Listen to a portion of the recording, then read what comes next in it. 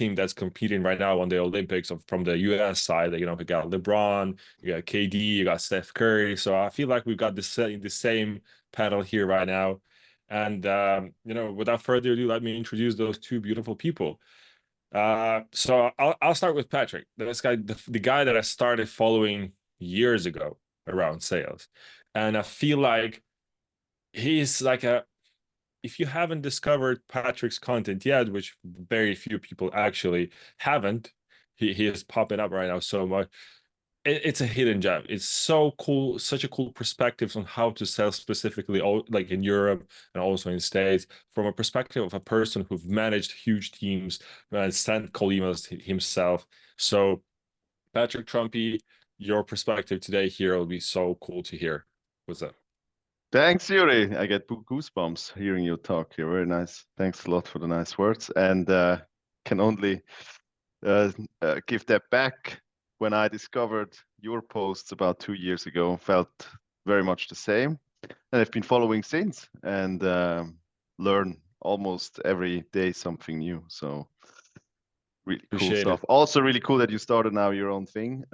People really see and love to follow that too. But now topic is Yeah. emails, still Yeah, your main let's go topic. in emails. That there's a different place for that conversation. Matt Putnam.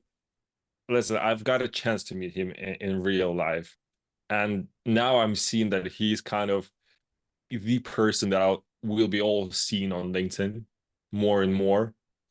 Like I'm really like really guys. The guy is working in the company that's all about emails. That's all about cold emails. So expect no more than a huge amount of value from him because like I've been in sales for quite some time, and then just you know hanging out with him, hearing his perspective, I was like, oh my god, I'm learning so much. So yeah, I feel like you guys will learn too as well. Matt, what's up? Cheers, man. Well, yeah, it's funny creating loads of emails, your whole career in different management roles, and then seeing a job opening at a company that's specializing on all of this. And now it's like all I do every day is emails, LinkedIn DMs, reviewing them, making sure they're good. You know, so this opportunity popping up, God, I had to jump on it, right? Well, I Yeah, I heard it just was a cold email, Matt, that you sent to Mo, and that's how he hired you. Isn't yeah, that yeah. It was just it was perfectly written using Twain as well, right? So of course. yeah. Good one. imagine. Yeah, listen, and today is Matt's birthday, so you can drop in the chat, you know, your congratulations, your cheers, because this is a dedication on his birthday, reviewing some cold emails for you all. All right, now just a quick word about Woodpecker and what we are doing here. We're doing a series of those events, but you know, we're reviewing cold emails. Cold email could be really cool. It can be one of the best possible things that you can send. You can change your life, but all that happens when your emails get delivered. And you know, even the best cold emails don't worth like anything if they land in spam. So if you are looking for ways to deliver your cold emails, feel free to check out Woodpecker. You'll find the link in the comment sections specifically to try an extended version of a trial, so you can see how much of an additional value you're getting on that link, on that specific link. So make sure to check it out, and also check out Twain. It's the tool that will help you write better cold emails. So I covered up everything here. Let's go into reviewing some emails. So here's a quick agenda of this meeting. We're going to review some cold emails. On the way, we're going to drop some best practices from us. And if we got some time, we'll try to make sure to answer your questions, or we'll do that on the go. I mean, without further ado, let's go. So the first email. I recommend Jen's doing it this way, that we just kind of, you know, read it by ourselves very quickly, and just whoever has got a point to go with, then we can go and then kind of, you know, take it by like, you know, from there. It's a All mouthful, right. isn't it, this one? It is, man. Do you want to start? Yeah, I'm trying. I think I'm all naturally then skipping to the bulk of the email, but I think actually the subject line almost sums up the email in itself there because it's wordy, right? It's long. Yeah, I feel like there are two ways that you can take a subject line. The better one is the shorter, like, no selling, boring. Try to camouflage it as if the email was sent from inside the company. So, like, remove all of those maximize, grow, and stuff like that. Your real estate investment, like probably the same word. But I felt, and I've seen quite a lot of people actually trying to do that, that they're kind of trying to give the whole idea in the subject line, what the email is all about, and kind of try like, yeah, like, we try to personalize that. We try to tweak that first sentence to make sure it's super clear what's in it for you from the get-go. I've seen a few people actually trying to replicate that from the subject line. And I'm kind of hesitant on that approach. I usually recommend just go with the shorter subject lines because we've got the data to prove that it actually works. But if you are to commit to this route, I, kudos. But I was just removing maximize and yours, and then kind of 5727 Grant Road, property. That would be a better idea. Because I imagine, so that's the relevancy here, right? It's that last bit, 5727 Gan Road. And I imagine actually if that was just the subject line, it'd be better without the bit prior. Because it's like this is your property, right? Or your land. I think that'd probably be more likely. I don't know. Like if it was mine, it's a bit more clickbaity, right? And I know like usually clickbait's got a negative connotation, but like I think people need to realize that with emails, that's the thing that gets the open, that and the preview. So maximize your real estate investment. I'm already like the sales radar's gone off, and I'm like, okay, they're selling me something instantly. Maybe I wouldn't. I'll probably, yeah. Definitely agree with this. Yeah, probably a bit difficult wording. I agree with that, Matt. Actually, that maybe the road on its own. So subject line, fully with you. I think it's quite well studied. Also, that what you said, Yuri, is.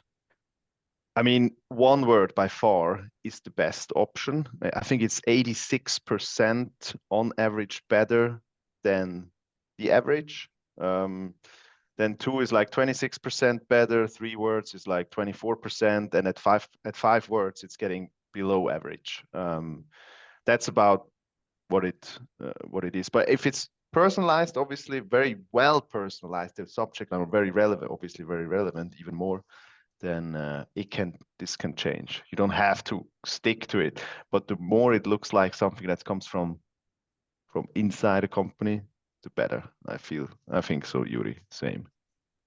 Yeah. Patrick, imagine someone emails you, subject line, it's your house address. So you're opening it. I think I would. Yeah, I think I would. Yeah, definitely. It's freak really, out that would be slightly. really good. Yeah, that's good. I mean, talk about some urgency. Like what is going on? I'm opening that. Yeah. But then the second view, so the first view was you met on the subject line, same. Then the second view is on the whole email. And for me, it's a bit too long. It's nice written in certain, like how do you say that? Like Paragraphs. Paragraphs, yeah, exactly. It's different paragraphs, so it makes it a bit easy to skim to some of the places, but it's still, the first two are a bit long. I've almost refrained of reading it, especially when I read the first sentence of the email. Then I'm already gone, basically, because you write it in the signature. You don't need to write and lose space. So there's definitely some opportunities there to get rid of stuff, and the first sentence is one of these sentences that we hear that is often used as much as "I hope you're well" and as useless as "I hope you're well." Write it in the signature. Yeah, such emails never found anyone well. Yeah, never. I think on that length thing, like what I did a poll recently around like where do people open their emails, and for the first time, this is a poll I run usually every year. However, more people took part this year, which was nice. But it was the first time I've seen it being like 60% people will open their emails in their mobile, on their mobile phone, and we're reading this on a screen, right, which makes it readable. Yeah. But you like bear in mind the width would be half this width on a phone, and therefore you would probably get that top paragraph and probably about halfway through that second paragraph, depending on what setting you've got on your phone for text size. So you would have to scroll. And to be honest, like just skim reading it quick, right? But they're getting to the juicy bit towards the end that the prospect wouldn't, from glance of seeing the email, if they did open it, they wouldn't even see the solution statements that they're presenting. So I think one thing that I think listeners on the call, like, you just got to bear in mind that is this email going to be mobile friendly that you're sending people? Because if it isn't, send 2 emails. Like, that's the thing to do. Like, can I split this into 2 emails? I mean, you can always try. You can always try. And I think, like, what I would want with this email is this. The most interesting part to me, if you ask me, happens here at this moment. Let me paint even to show what I mean by that. It happens over here. Absolutely. My quick analysis estimates that a cost segregation study will lower your taxable income by this amount. What if you just start subject line this, and then kind of is eligible for tax, like this much percent tax reduction after sale?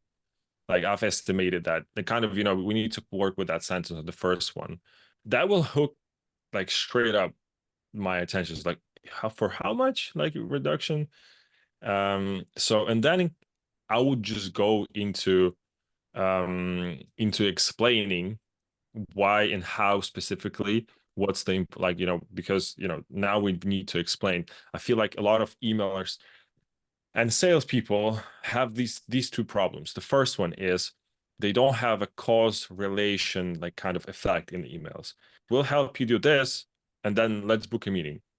How will you help me do this? I don't understand. Like, I don't have too many questions of, like, maybe you're just trying to, sell on the meeting, but I don't know if I want to go to that meeting. That's the first problem. And the second problem is their cause effect, like, cause effect tries are super off.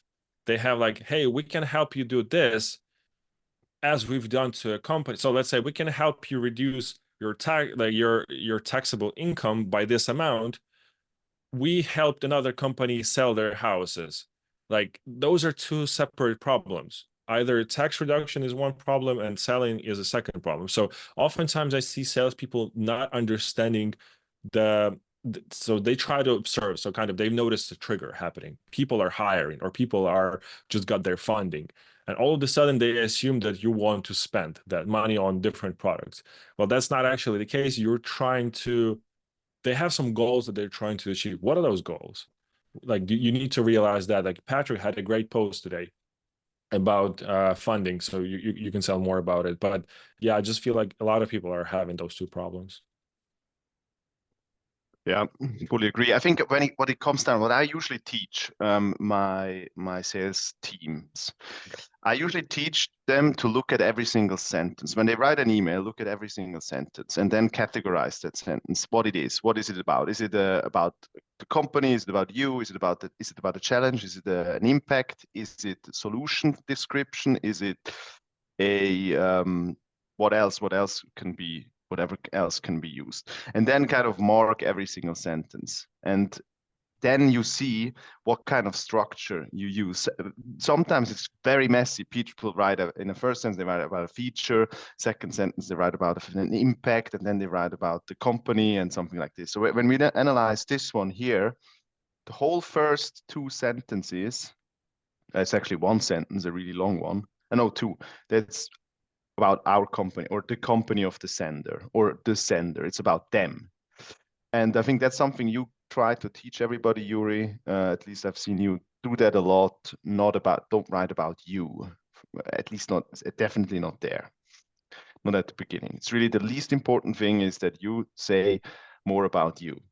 Somebody who's cold emailed couldn't care less at the beginning. It's very important that, yeah, you show them you understand something about their business, about their challenge, that they probably would, that they're impressed about, I'd say. So the first 2 sentences about us, right? So, and then apartments are outstanding candidates. That's the situational the situational sentence. That is really hard to understand. I really don't get it. I'm not sure if I'm dumb, but I don't get it. And then the next one is like Windows, the fixture can all serve to lower your tax liability. It's also a situational question. And then comes an impact question, sorry, it's a situational sentence, and then comes an impact sentence.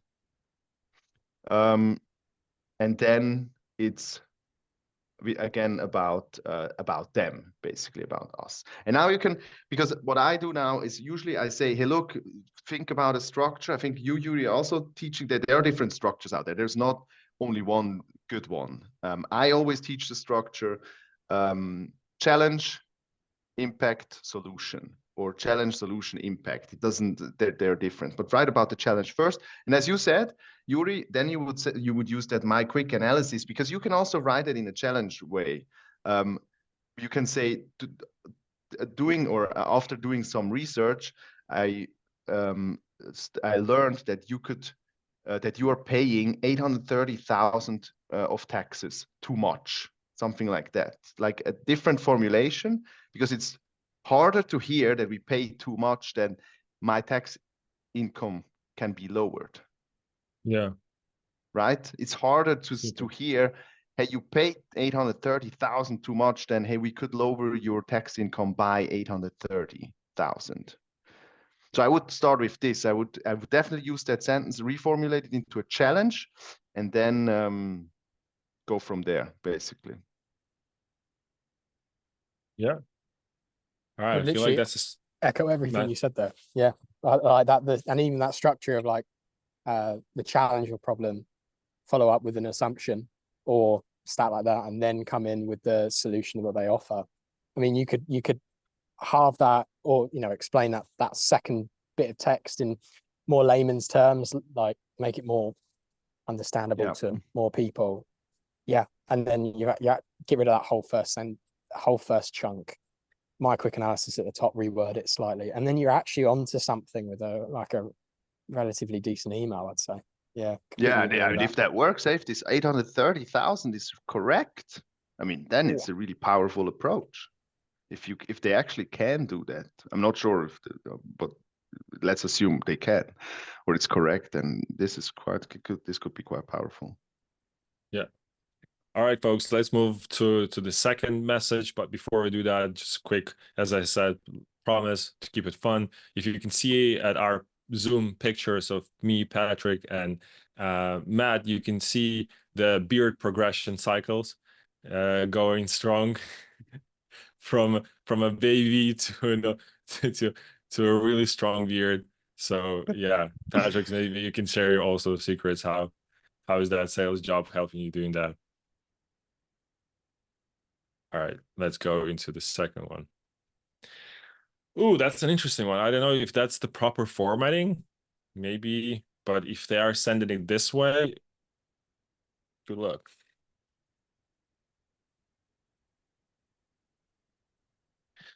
All right. Yeah, if you can get past the form, and potentially you're onto something. But yeah, the format interesting. Yeah. I'm looking. So my perspective on this would be is like when I got to the bottom of the email, I've seen that there are two questions. So there's like a question at the first that's kind of, hey, you're struggling to reach your potential leads. Listen, everyone is struggling. It's not like it's a unique challenge.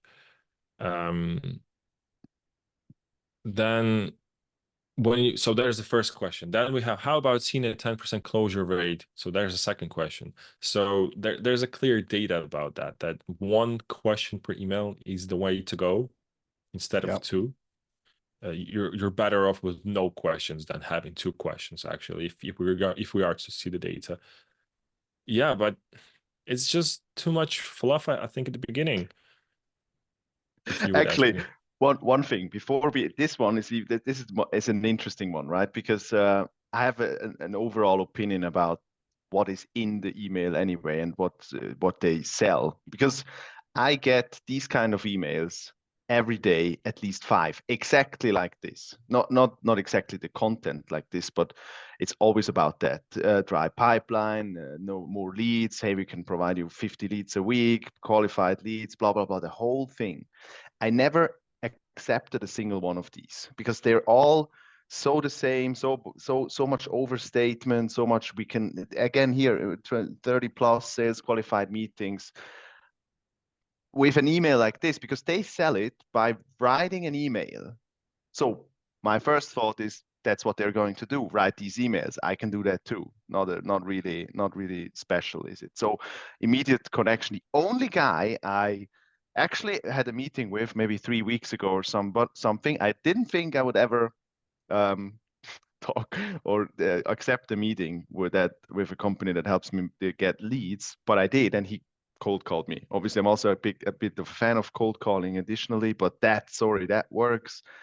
Cold calling, really, there you have to be personalized and relevant, because this thing is so general, it's so overused in general, these kind of things. And if you do this, I'm really surprised that it still works, honestly. But so that kind of on top of this, because the topic really is something that I get every single day, quite a lot. Right, pipeline for Q3. I won't open that email because that's what everybody. But do Even you get it even with such emojis like this? Good question. That sold me actually. Maybe actually, yes. That little chart. Do you know what? I'm responding. I think what's really interesting about this email, right, is not ignoring structure or anything like that, but so it's all about potential leads, 30 qualified, better open rate, better response rate. But then the final CTA, which they're wanting to get a response from, is to do with closure rate, which has got nothing to do with leads. So I think one of the interesting, I think you made the point with the first email, and it's like when you start doubling up problems, solutions, outcomes, it gets confusing, because it's like, do I have a problem with closure rate or do I have a problem with leads? And if I've got a problem with closure rate, then that's something I need to sort separately to getting more leads in, because I'll get more leads in and I'm not going to close hardly any of them, and the other way around, right? So I think if you know, the double question call, we've highlighted that, but that doesn't necessarily line up with anything else here, right? So you're touch on a problem at the start, which they've done. Then they've come in with some social proof, like we've got leads for our clients, and then CTA at the end is then to do something completely different. So it doesn't really validate the rest of the story. Yeah, like Yeah, what that's I'd true. say is this is oversaturation. This is overeating. Like starvation is healthier than overeating. It's medically also a fact. So what I mean by it's too much, it's indigestion, is so there is, like, we have here those four, like, just throwing four companies that I don't know if are relevant at all in this case. Now we have, how many we have? We have 1, 2, 3, 4 numbers here, 5. So, and you can, if you call this, I don't know, but so overload with numbers. Then also industry specific audience, kind of the fluff filler words like that. So you can see that this email could have been understood if it would, if it was a little bit shorter, just specialized around one thing, leads, then kind of just a similar company to your one company that you helped, one specific way, how they, like, how you fix their process, and just one specific question. I feel like that approach would be easier to understand, because when you create those friction points, like in the reading process, like I have a flow when I read, and I typically read it with my own inner voice, and I'm reading that, and then I have like, oh, hold on, I did like 30 plus. I'm not sure. What's this company, a razor pair? It's not that similar. So when you create too much of those friction points, you're losing prospects. The goal of a cold email essentially is if I summarize it, is that first sentence so interesting that it leads to a second sentence, and the second sentence so interesting that it leads to a third sentence, and then you lead to a question whether and the person needs to take some action. That's like the cold email call. Here, I don't feel like that will be fulfilled. So I agree. Yeah, I agree. And what we didn't say yet, but you mentioned or you said at the beginning, Yuri, was to kind of make spaces between. It's like this. It just doesn't look nice. But after the higher space, after costlier space, after lost revenue space, after this funny graph, like this funny emoji there, a space. That would be quite good already. I think from the structure perspective, fully with you with the questions. I think I read the same study as you with one question in there, and likely for me, but that's a preference. Some people have really good results by asking questions in the first sentence. My preference is usually that the CTA is a question. I don't really like it in the first sentence. I rather explain the challenge, but you can formulate the challenge in a question way. That's possible. Like here, are you struggling to reach your potential leads? So if you analyze the sentences, that's a challenge, right? Losing hot leads can be frustrating and costly. Challenge. Imagine the frustration of seeing a drop. It's also a bit wordy again. Matt, that what you said, it's wordy. Not only does it hurt your growth, but it also means wasted marketing efforts. That's basically trying to have an impact, like the impact. So challenge impact is actually not bad. It also reads okayish this way, and then social proof or solution social proof. But as you said, like with these lead gen thingy, it's just there's so many out there, all claim that they generate 60 plus leads with these kind of emails. I just don't believe it from there already. I can write these emails. Yeah. My team I can feel write like these emails. I don't believe it. Why would that be better? the ultimate test is which emails are you responding to from a lead gen agency, and then maybe kind of to go with that agency if that even makes sense. But I mean, yeah, that's just too much. And also one last thing about the formatting. You can commit to what I call like a grammar funk, where you just kind of, sentence after sentence, no breaks, no like, space in betweens, no paragraphs, just like whole one text that feels like an email or that feels like a text message. But that has to be super short, because that is too long for that. Interesting view. Yeah, could be possible. I've never thought about that, but that's a good one. You'd have to be under 50 words. Like, again, though, I know also like you can do that, and as long as it's on one bit of the screen. But like that would be like in this scenario, that would have to probably be like the first 3 sentences. Maybe squeeze in a little bit of the fourth. Yeah, interesting. Even like that first sentence. Sorry, we'll probably move on to the next email. But even the first sentence doesn't really make sense in the sense that, are you struggling to reach your potential leads? Losing hot leads can be frustrating and costly. The second bit is a problem of not. I'm reaching my potential leads, and then I'm losing them, which is a separate pain. So just a bit of confusion going on here. Yeah, absolutely. Yeah, because it's super fun. Like, first sentence is about potential leads. The second sentence is about hot leads. The third sentence is about open rates. Yeah. So, all right. Yeah, So and a I lot of guess you sentences guys... can be deleted without losing anything. Like, let's connect to make that happen. Doesn't really need to be there. I mean, imagine the frustration. Imagine in frustration, just the frustrate or like quick, shorter. It's so much can be still deleted. I see what they're losing. trying to do. They're trying to kind of make people think about that, imagine the frustration, but it could be done way more craftier than that. Yeah. All right. This one is super short. Well, just wanted to apologize. Okay.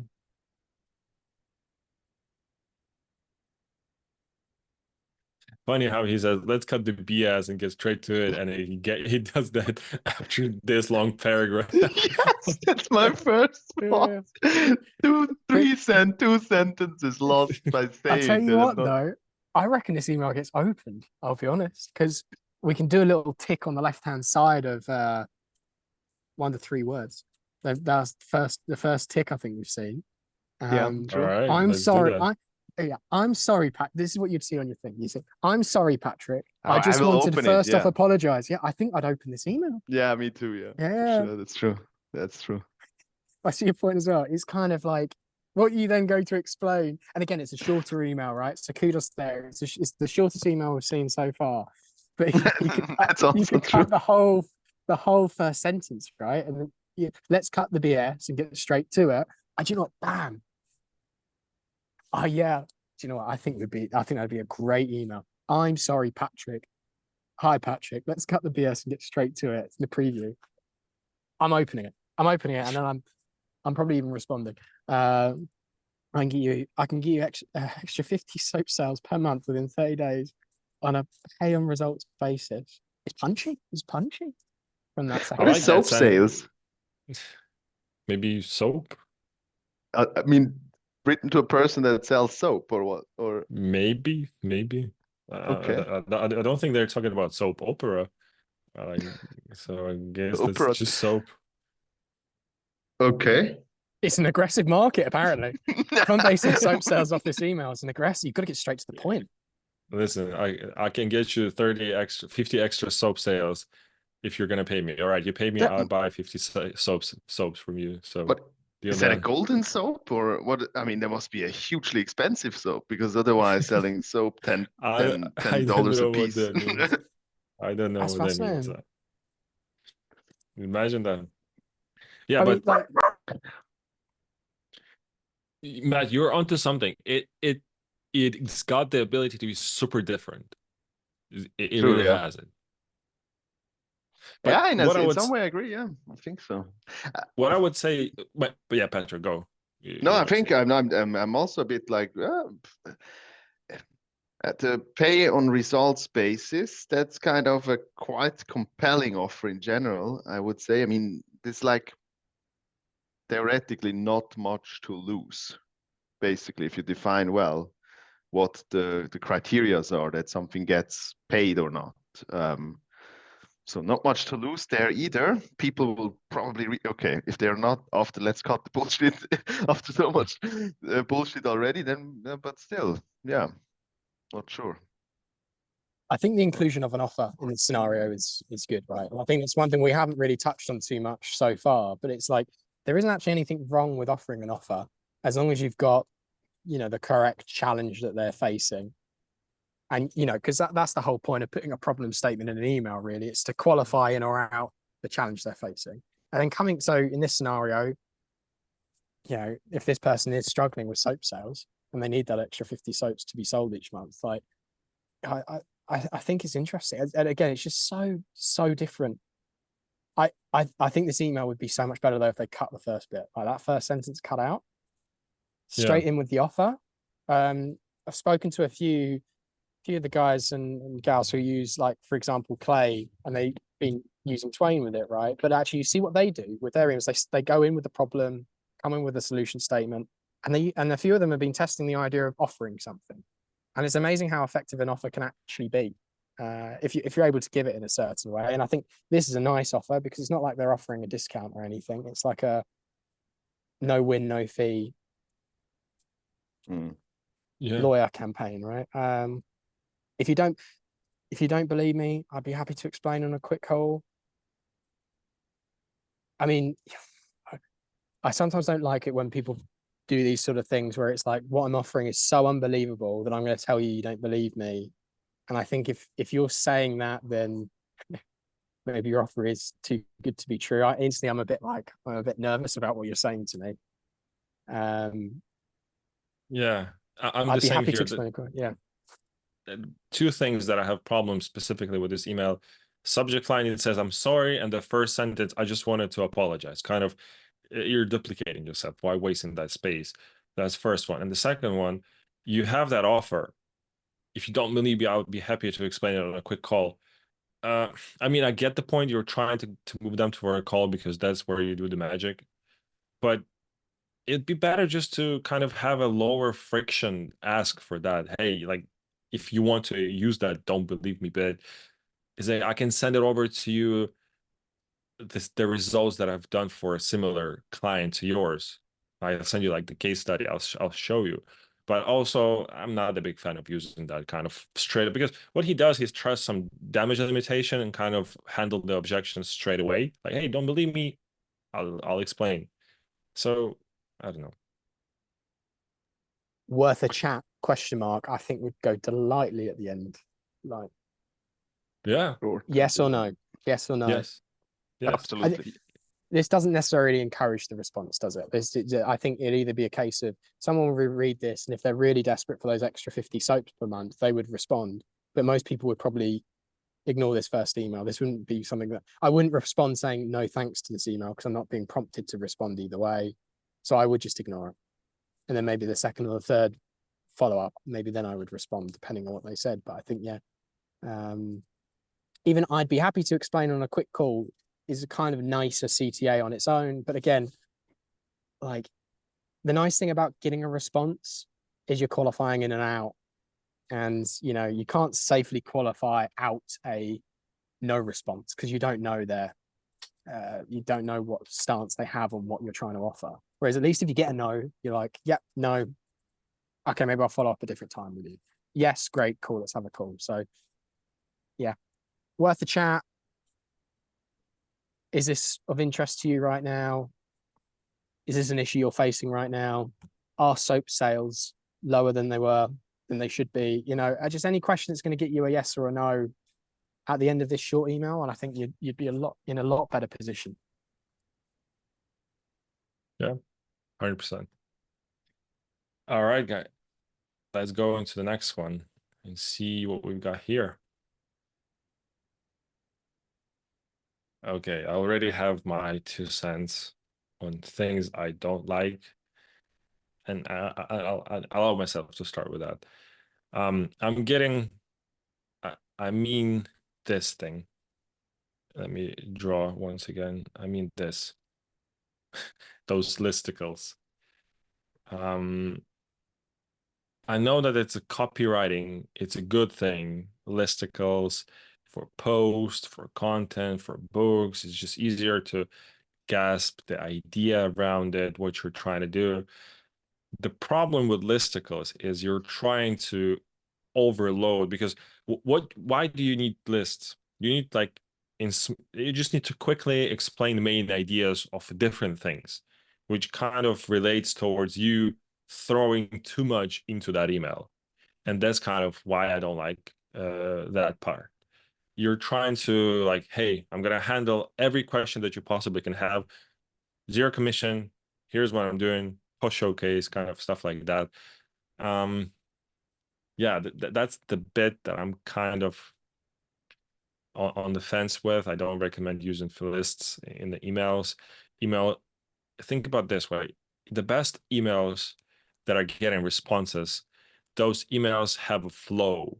They sell through like a short story. And that's why cold email is a science and an art at the same time, because you need to understand psychology and you need to understand how people react to new ideas. You need to know insider like information about the company, and you need to know how to craft that in copywriting. That's science.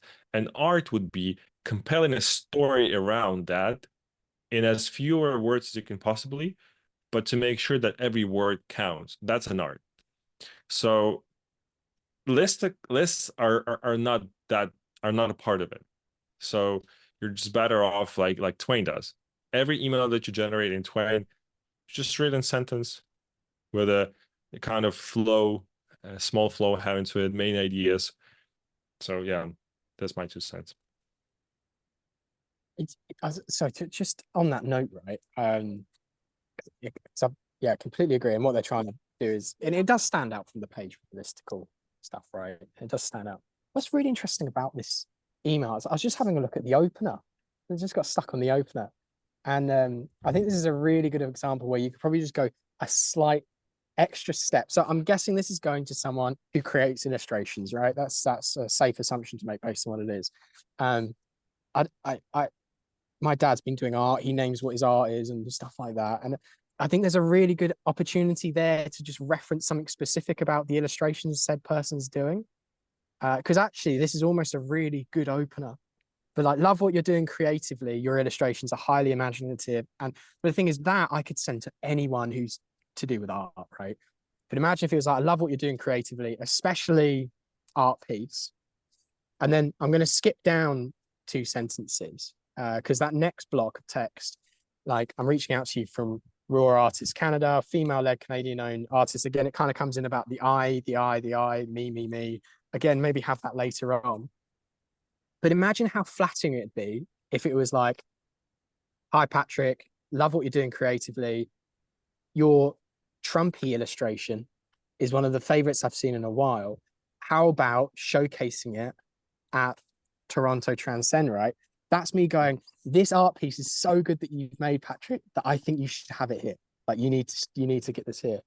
And so there's some really good bits in it. It's just structured a bit funky. Yeah. Yeah. So like That's a come in with the compliment, right? Like, yeah. It's a very important point, Matt. It's actually quite an important rule here, because we know that what still works if you compliment someone. That is a good thing to do. I mean, it works, at least for me. Also, that's okay. That's a bit anecdotal, but in my case, it works. Maybe a preference, but I definitely believe I did it a lot as well, and it works a lot. But it backfires. It has the opposite effect. If you compliment someone and that person realizes that the compliment is the same for a lot of people, then it's not it completely loses the power. And that's what you say, Matt. So you say, hey, make the compliment personalized to that person so they know it's not for everybody. It's like my piece of art. Trumpy art I can only do that, right? And then it's powerful. If not, I've even after that, I would probably go or leave even, because it's like a compliment to a lot of people, the opposite effect. In my case, especially the opposite effect. I think that's in general Super case. valid point. Super valid. I last week I got a cold email, or was it last week or on Monday? I don't remember. It was like, it started with a compliment. Love your post on LinkedIn. It started with that. I imagine pretty much every other creator would get that. And then they went on and started selling me cold email services. Yeah, I saw that. I was like, oh, wow, do you even know what I do, man? That's zero research has been That's put the into worst. that. Yeah, okay, that's pretty much the worst to So that's happen. kind of the Goodness point me. that you're saying. Don't Yeah. make compliments just to make those compliments. Like, do actually the research and understand if that can tie to your offer. And the second thing, for the compliments part, I would say is less is more. When you try to go with like a really long compliment, I don't know if that's gonna feel genuine. Like like what Matt said, like your illustrations, your Trump illustrations are really cool. That's a compliment I would say in real life. I wouldn't say I appreciate the direction of your pieces and designs. Like, I wouldn't say that in life. So it has to feel genuine. Absolutely. Yeah. Good point. Really good point. So first sentence, I think we agree. Then the me sentence. I'm reaching out from us, female-led, Canadian-owned, artist-run. Yeah, I'm not sure if these are even how relevant are these. I don't know. Maybe specific to a persona. If you only write to women in this case, maybe then it could be positive, have a positive effect. But in general, we said that in the first email. I think this whole paragraph useless. Yeah. It's so the example I was saying earlier about when to send 2 emails, like this is a really good example of that. Like this could be 2 emails, and the second email would be the information about who they are and the listicle stuff. Like responses come back, like you've responded, oh, thank you for complimenting me on that specific illustration or that specific thing that I've done. Oh yeah, I think I'm curious about this event. Could you tell me some more? Then the bullet points, that section about Raw Artists Canada, that's the second email, to be honest. Fact. All right, folks, we're nearing, we're closing on a little bit. We're running out of time to review all the emails, honestly. So what I think we can do, we can dive deep into some good versions of an email that I got here. And I want to start, sorry, 3 emails. Well, I want to start, okay, so we've got this one. Well, good or not, it's up for us to decide. But yeah, listen, I think, Patrick, you've got this email because I've got this email of your post. True. Yeah. I got it. Yeah. So tell me, why did I work on you? So first of all, I mean, okay, it really looks nice. Competitors, followers, competitor followers, kind of something that could come from anywhere. It's really not. I no idea. Is it a cold email? Is it something else? Could be quite a lot of things. So I don't have this immediate cold email. Okay, I don't have time now for cold emails. Let's push them away. And then ever wondered? So first, that's one of the things. So that's kind of a challenge or is formulated in a question. So it's kind of it sparks my interest. Like, no, I have actually not thought about it. So it does something to me that is like, no, I actually haven't thought about the followers of my competitors' LinkedIn page. And I'm sure. I mean, I can imagine many cases where it could actually be interesting to reach out to these, and then a description of the solution that I understand, you know, what they do. That's also something that many don't do well. It's a simple description what they do, so people have already a little bit of an understanding. Not keep them in the dark is really, really hard, and I love that it's just challenge, solution, interested. That's it. Formulated, short, crisp. Yeah, I was like that was good. Everybody who finds it interesting that the competitor, like the followers of the competitors' LinkedIn pages, everybody who finds that interesting, absolutely, let's try it out. Yeah, I've got the perspective on that. Really cool one, I think. I hope it's the kind of um the analogy that I have. So you don't really need, let's say, if you're eating sushi, you don't really need fancy overloaded sushi with too much ingredients, like to for that sushi to be super tasteful. If you go to Japan, they actually eat like just rice and fish and a little bit of like a sauce. That's it. That's the whole like nigiri, because the fish does the whole job. And I kind of feel like this is the same scenario here. If your offer is really cool, like this one, just don't throw unnecessary stuff that is gonna hide that offer. Just let that offer do the job. Like, and less is more here. That offer is compelling. Anyone would want to contact the followers of their competitors. That would be cool. Like, that enough is just great. And then kind of what it does is that explains how they do that. And that's it. So I'm digging that email as well. I'm liking this idea of very short, very up to the point. Like, even though it's got the two questions here, I'm totally fine with that, because it's the offer itself is so cool. I'm just like, yeah, cool. Like, send me more details about that. I think there may be. I don't want to be devil's advocate here, but I might come in because I get it. You've responded to this one, right? So it's worked. But you know, I think that you could rephrase that first sentence to still get that point across without asking a question. And I wonder if there is nothing wrong with just adding one more simple sentence, which just explains how, you know, the profiles who follow your competitors are more likely to convert, or 4 times more likely to convert, or 20% more likely to convert, you know? And I think that'd be just the one thing for me that would make this a perfect email, because intro's cool. Really like the intro. Then they come in with the solution. I just think if you were to like perfect this email, and again, I appreciate that what is a perfect email, but like there's something to validate those 2 points would be cool.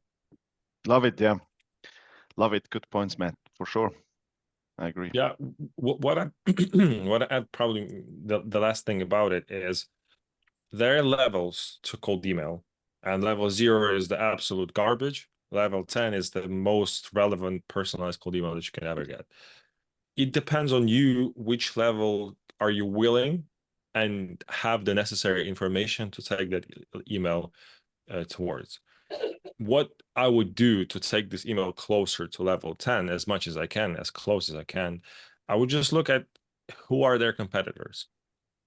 And I was just like, okay, if I can get this information, I would just drop the competitor name here.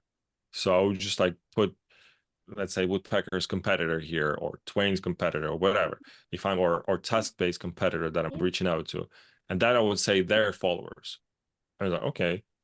And that would be already cool addition. The second thing I would do, I would go and check out how many, because our tool seemed to be allowing to extract those number of followers. Why don't I just check out the number of followers that they got and kind of compare it with your number of followers? So I would say something like, hey, ever wondered if you would be able to contact 10,000 of, task-based followers?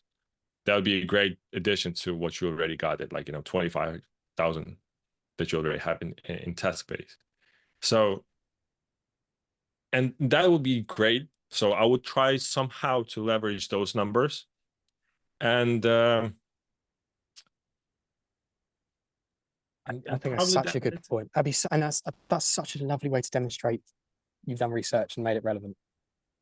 Yeah, but see, the thing is this, what I've realized, sometimes you're capable of pulling that information if you just like, either by on scale, like, with Clay, you can pull up some information, or if there is no such a tool that can allow you to do that, you can ask your developers so let's say if my offer is, this is what I'm selling, and there is no tool that will let me see quickly, what are the competitors of the company that I'm reaching out? How many followers do they have?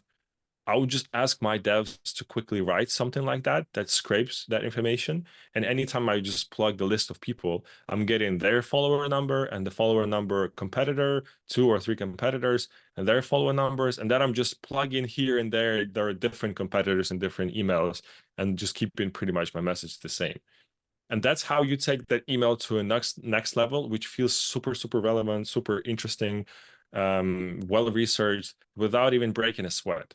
So I would highly recommend just thinking about it, because usually it doesn't take that much time. Like we saw some few like emails before that they're like, hey, saw you on LinkedIn. This is like the evergreen opener. If you are checking them out on LinkedIn, just have a look maybe how many people are in their team, if you can easily see that, because sometimes the titles are weird and you cannot find that easily. But just check it out, or let's say who's their team boss, or who they have an opening position right now for this role, who's already working in that team, or who they recently hired. Don't just say, I saw you recently hired an SDR. Say, I saw you recently hired Regina. Like, just say her name. Those little things combined together will have a big impact on feeling that this email has been written only to that person. So, yeah. Nothing to add.